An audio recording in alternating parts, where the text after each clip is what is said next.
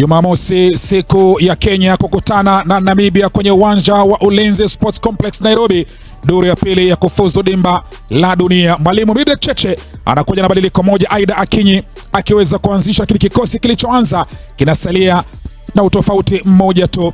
Mwalimu Jacobs Penaye kwa upande wake anakuja na kikosi kizito kabisa, bado Sylvia Tunga pamoja na Joy Sweetness Atushe wakipewa jukumu. Captain Nancy Lebang anakuja kuhakikisha kwa mambo yanakuwa mazuri kwa upande wake. Ni siku ambayo Kenya wanataka kuweza kujiweka mahali pazuri, mahali ambapo moja kwa moja wanaweza kuingia kwenye dimba ama duru ya pili ama raundi ya pili ya kutafuta nafasi ya kufuzu dimba la dunia. Mwendo ulikuwa mrefu sana, ulikuwa mwendo wa kuhakikisha kwamba kila mmoja aste. Uwanja unamilikiwa na jeshi, wachezaji wa timu zote mbili wakatembea kama wanajeshi, unyo sako kwa bako. Salamu za heri njema zikaweza kupatikana hapa, kila mmoja akimwambia mwenzake kila laheri, maana mchezo wa soka mwisho wa siku ni wa marafiki na ni wa urafiki. Manahodha wote wawili, zungumzia Nancy Lebang pamoja na Beverly Awor, wakapata salamu pia na wao. Mwamuzi wa katikati ya uwanja akasema bismillahi, ngoma ikaanza vizuri kabisa kwa upande wa Kenya. Nafasi ikaweza kuletwa kwa Emily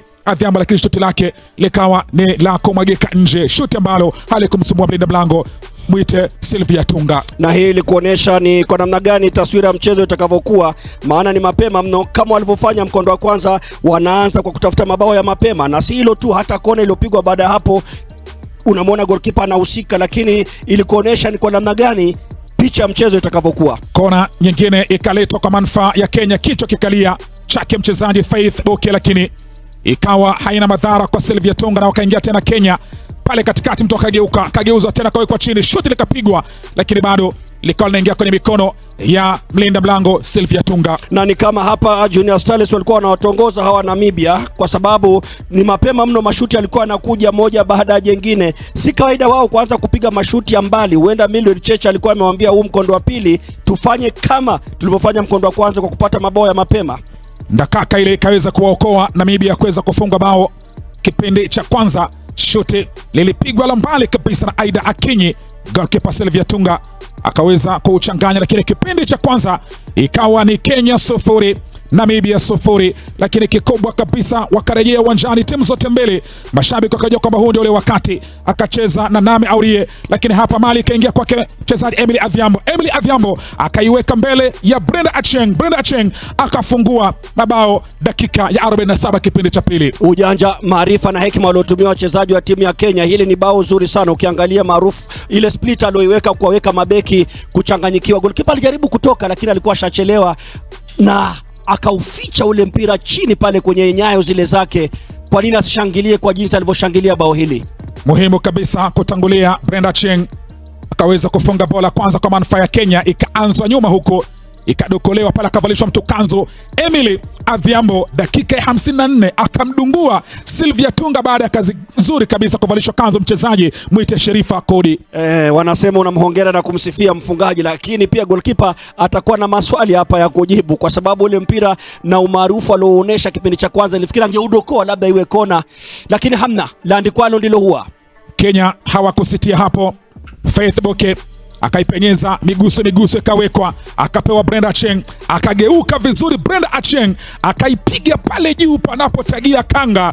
Pasi nzuri Lindeway, pasi nzuri Faith Boke, goli nzuri, bao jingine kwa Brenda Acheng. Bao zuri, bao safi. Unaweza ukahesabu pasi zilipigwa kama 6 kabla ya kufunga hili bao, kukuonesha ni bao la kikosi, bao la timu, na hili liliwahakikisha wazi kwamba tayari wamefuzu katika mashindano haya raundi ijayo. Bao zuri, na kwa hakika hilo ndilo bao ambalo nalizungumzia, bao la kikosi, bao la timu. Na densi pia ikapigwa nzuri sana, na hii pia wameifanyia mazoezi kule kambini. Hii inakuonesha hii walisubiri. Ikawekwa kwenye njia ya Gaudensia Maloba, akaipenyeza nzuri, Patience akaiweka tena kwake Brenda Acheng na nani akapiga chengine kizuri, chengine ambacho moja kwa moja kinawapeleka tena Kenya kutulia. Brenda Acheng hat-trick. Gaudensia, unaona baada ya kuingia mchezoni alichokifanya ni kuisambaza ile mipira pale langoni, na wao ni kama waliyafanyia mazoezi, wakamwambia Brenda tutakutilia leo uondoke na huu mpira kwa kupiga hat-trick, na haja waangusha. Haswa kipindi cha pili walikuwa very clinical Junior Starlets. Walikuwa very clinical, na hapa benchi zima la ufundi likasema kwamba inaweza. Kenya hawakusitia hapo, akaja mzima mzima, mwite mchezaji Patience Mwenda, akaipenyeza kwa Elizabeth Opio. Elizabeth Opio yeye kitu alichokifanya tu ilikuwa ni kupiga tu makasi, lakini cross ya kwake ile Gaudensia Maloba kichwa chake kikaenda mvage kikakaa nje.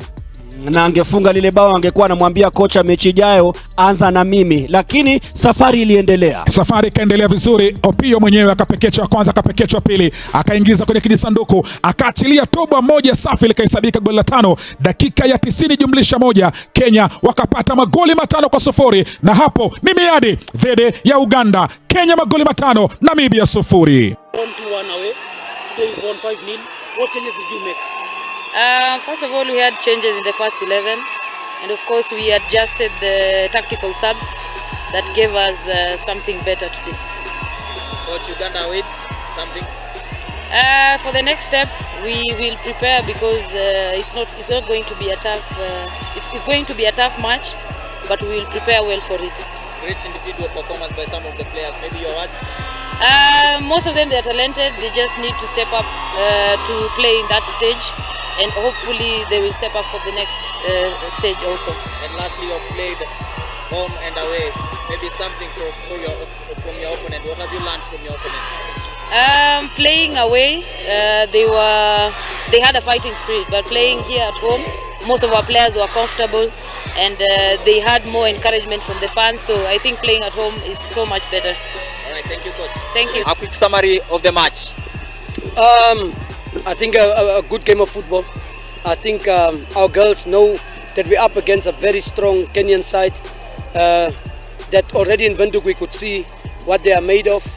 And I think we had a very good first half, exceptional first half. We were really resolute, we were defending well.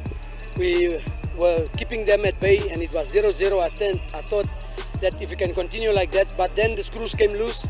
Understandably so, these are young kids.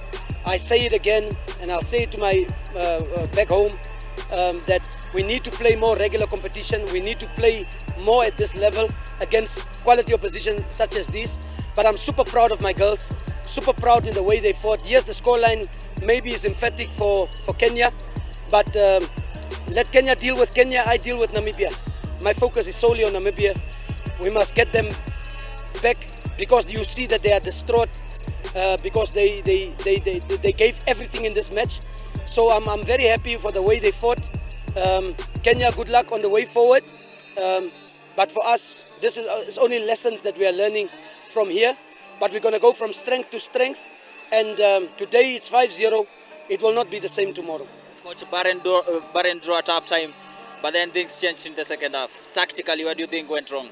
No, I said we made a few mistakes, especially just after the restarts, and that killed us because we let you in, we let Kenya in. So at the end of the day, you scored the goal, and then obviously young girls such as this, the nerves are always going to come in, the anxiety is going to come in, and it happened, and we started conceding goals because now the belief is out of the door.